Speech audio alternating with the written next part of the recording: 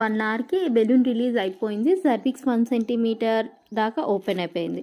నాకు కాంట్రాక్షన్స్ మెల్లమెల్లగా స్టార్ట్ అయ్యాయి. నెక్స్ట్ వచ్చేసి జెల్ పెట్టారనమాట. జెల్ పెట్టిన తర్వాత కాంట్రాక్షన్స్ మరి అంత ఎక్కువగా లేవు.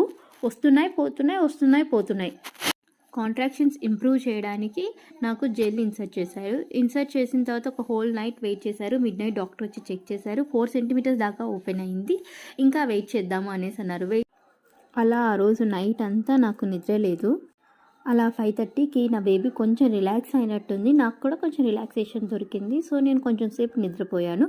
6:30కి సిస్టర్ వచ్చారు. సిస్టర్ వచ్చేసి మార్నింగ్ ఫ్రెష్ అయిపోయి ట్యాబ్లెట్ వేసుకొని ఓరల్గా ట్యాబ్లెట్ ఇచ్చారు.